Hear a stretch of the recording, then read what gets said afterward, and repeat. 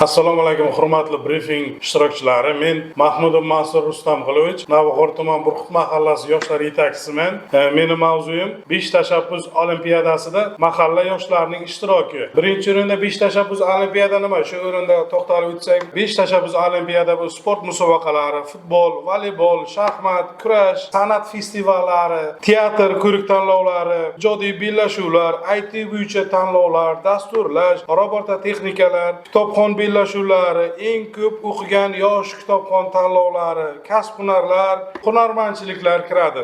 Asosan mana 5 tashabbus olimpiadasida tumanimizga to'xtalib o'tsak, tumanimizda hozir 5 tashabbus olimpiada musobaqalaridan faol ishtirok etib kelmoqda. Har bitta mahallalarda hozirgi kunda mana 5 tashabbus olimpiadasida o'zimni mahallamdan kelib chiqsam, o'zimni mahallamda 2024-yil 5 tashabbus olimpiadasi doirasida kurash bo'yicha Burqut mahallasida istiqomat qiluvchi Ochilova Sarino Salim qizi 2024-yil 5 tashabbus olimpiada doirasida respublikada faxrli 3-o'rinni egallab, mana mahallamizda hozir workout maydonchasi qurib berildi. Hozirgi kunda 5 tashabbus olimpiada doirasida 18-21 yosh doirasida shashka bo'yicha Mahmudova Marjona, Rahimov Ahmadjon shashka bo'yicha viloyatda faxrli 3-o'rinni olib, C ligada respublika bosqichiga qatnashish uchun yo'llanmani qo'lga kiritdi. 2022-yil ish boshlaganimdan boshlab o'sha yili DXX kubogi bo'yicha futbol komanda shakllantirgandim. Futbol komanda shakllantirib, komandam 41 ta jamoatchida faxrli 1-o'rinda olib, mahallamizni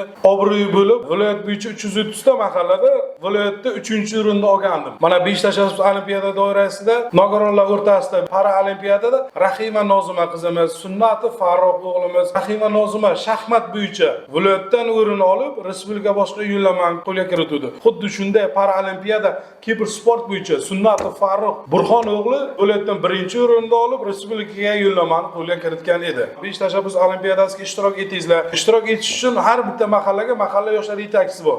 Mahalla yoshlar yetakchisiga borib murojaat qilib, o'zlaringizni san'atlaringizni, o'zlaringizni sportlaringizni, o'zlaringiz qiziqqan hunarlaringizni, misol uchun hunarga qiziqsangiz, hunar bo'yicha, sport bo'yicha, qaysi yo'nalish bo'yicha qiziqsangiz, mahalla yoshlar yetakchisiga murojaat qilib, 5 tashabbus olimpiada saytdan o'tib, 5 tashabbus olimpiadasiga ishtirok eting. E'tiboringiz uchun rahmat.